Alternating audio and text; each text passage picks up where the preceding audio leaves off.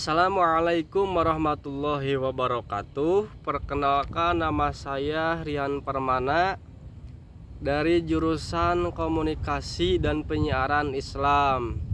Kali ini saya akan menjawab soal-soal dari mata kuliah Etika Dakwah yang diampu oleh Ibu Umi Halwati. Untuk selanjutnya, soal yang pertama berkaitan dengan profesionalisme dan kompetensi dai. Nah, seorang dai yang profesional harus memiliki kompetensi yang berlandaskan nilai-nilai Islam serta memiliki adab dan sopan santun. Berikut beberapa kompetensi yang harus dimiliki seorang dai. Yang pertama, pengetahuan Islam.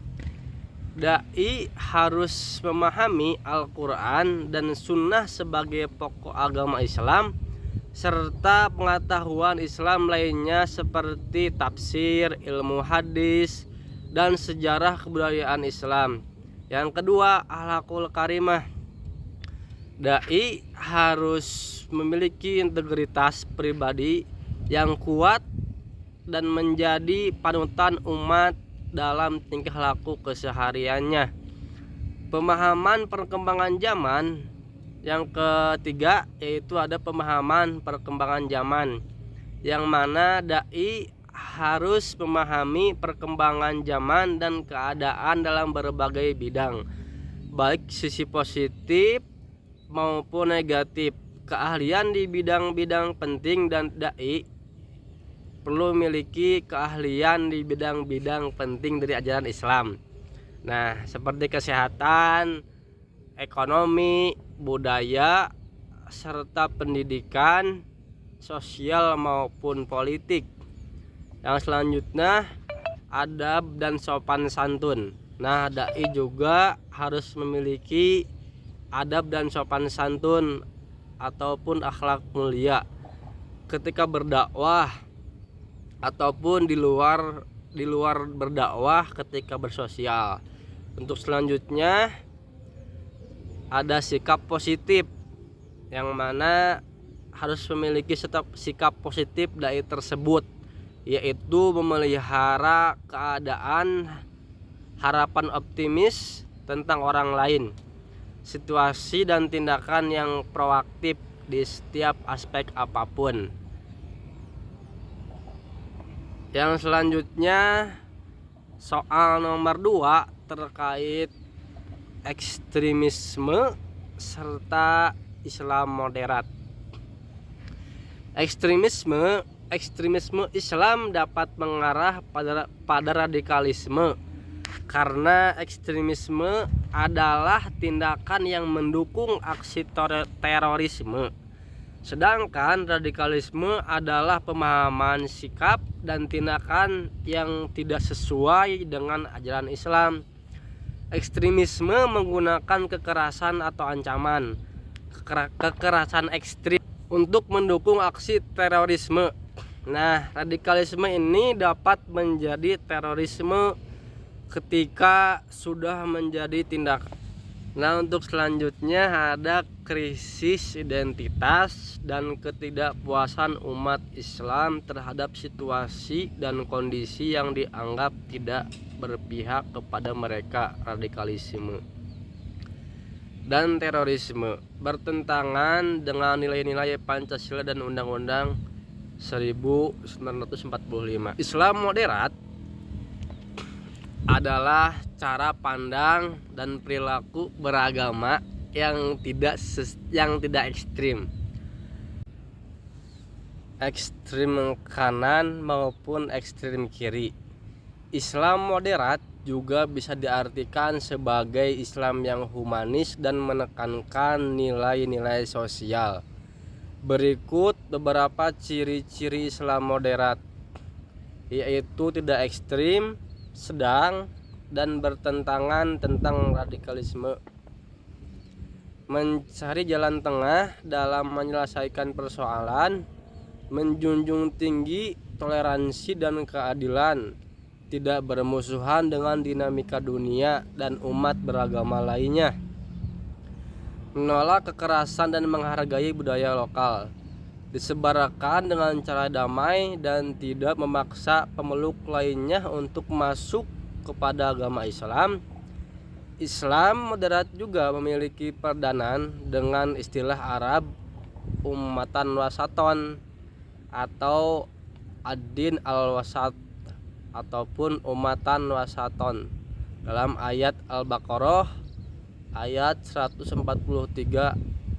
Di situ dijelaskan yang berarti golongan ataupun agama pertengahan. Untuk selanjutnya, jawaban dari soal nomor 3 terkait isu jasa tarif dakwah.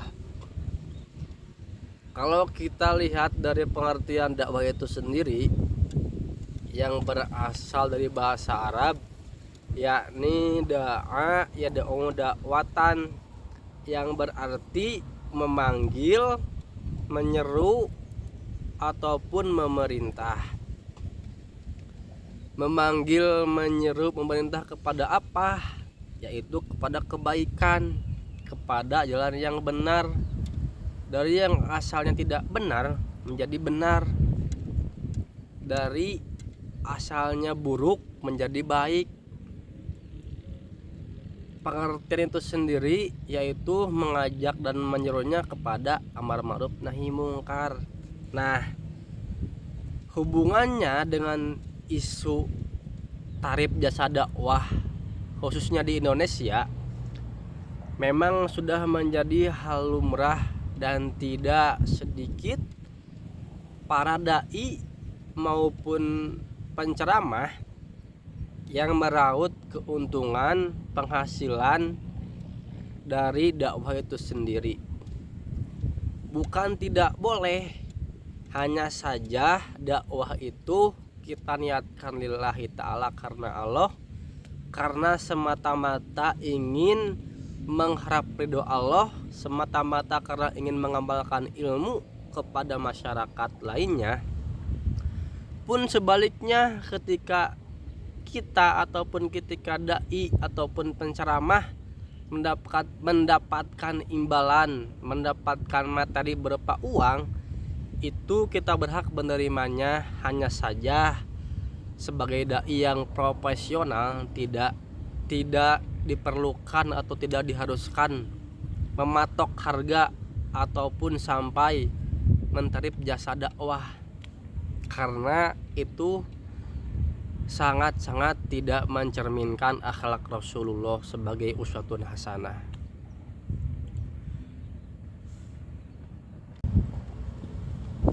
Untuk selanjutnya, jawaban dari soal nomor 4 terkait humor dalam berdakwah.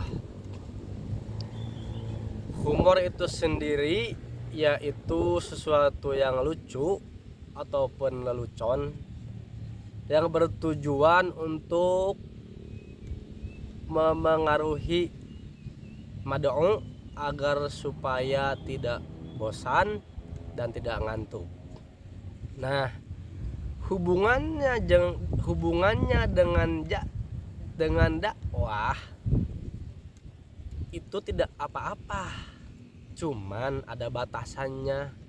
Dengan sampai humor tersebut membuat sakit hati para mad'u ataupun para jemaah, jangan sampai dengan humor tersebut membuat tersinggung hati para mad'u atau bahkan justru mengolok-olok mad'u supaya humor tersebut kelihatan begitu lucu. Itu sangat tidak diperbolehkan bagi seorang dai.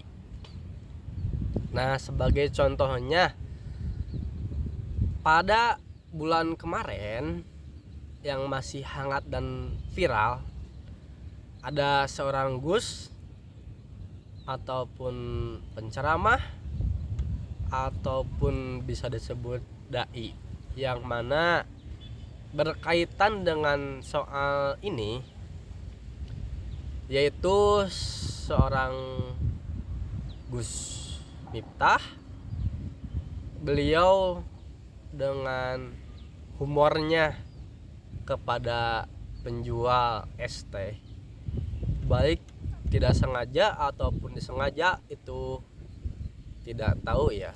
Yang jelas itu humor, tetapi humornya tersebut berlebihan sehingga menarik para netizen yang berkomentar di media sosial itu justru malah mensayangkan perkataan Gus Miftah tersebut kepada bapak tukang es teh, yang mana dengan kata kasarnya kepada tukang es teh oleh Gus Miftah dilontarkan dan tidak pantas sebagai seorang dai mengucapkan itu kepada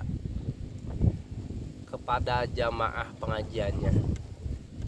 Dan Rasulullah pun tidak mengajarkan hal seperti itu. Nah, dapat tadi kesimpulan bahwasanya humor itu diperbolehkan, tetapi ada batasan. Untuk soal nomor 5 terkait deskripsi penceramah di Indonesia. Nah, saya mengambil Al-Mukarram Al-Habib Bahar bin Smith. Beliau dengan beliau dari segi bahasanya, yaitu Habib Bahar bin Smith itu gaya bahasanya yang digunakan Habib Bahar dalam berdakwah adalah bahasa non formal yang mudah dipahami. Dari segi suara Habib Bahar jelas terdengar dengan nada yang tinggi dan rendah dan tempo yang cepat. Sudah pada kita ketahui ya bahwasannya Habib Bahar itu kalau ceramah suka menggebu-gebu dengan amarah dan semangat yang tinggi.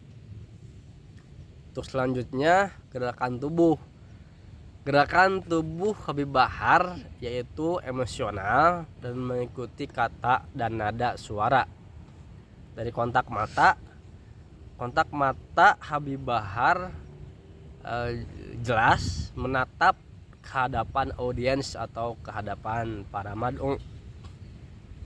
Dari segi performa, Habib Bahar memiliki performa yang baik dan semangat yang tinggi dalam menyampaikan kebenaran ajaran Islam. Habib Bahar juga dikenal sebagai sosok yang tegas dalam berdakwah, dalam menyampaikan amar ma'ruf nahi mungkar di setiap kesempatan ceramahnya. Sekian yang dapat saya sampaikan dari deskripsi Habib Bahar tersebut. Kiranya mohon maaf apabila ada kesalahan. Untuk selanjutnya lanjut kepada bagian B dan nomor 5. Nah, untuk selanjutnya nomor 5, soal nomor 5 bagian B terkait kontribusi Anda terhadap etika dakwah. Nah, dari saya sendiri sebagai kontribusi pada etika dakwah dengan pertama menjaga kesesuaian antara ucapan dan perbuatan. Yang kedua, tidak menghina sesembahan non muslim. Yang ketiga, tidak melakukan diskriminasi sosial. Yang keempat, tidak berteman dengan pelaku maksiat. Yang kelima, tidak menyampaikan hal-hal yang tidak diketahui. Yang keenam, menjaga sikap toleransi. Dan yang terakhir, tidak bertujuan mengajar materi semata. Selain itu juga kita bisa memperhatikan cara menyampaikan materi dakwah dengan berpikir, misal menggunakan bahasa yang mudah dipahami, berbicara dengan jelas, tidak kabur dan tidak bertele-tele, dan yang terakhir berbicara dengan tutur yang mengandung kasih sayang, kelembutan, dan saling merangkul. Sekian yang dapat saya sampaikan. Terima kasih. Wassalamualaikum warahmatullahi wabarakatuh.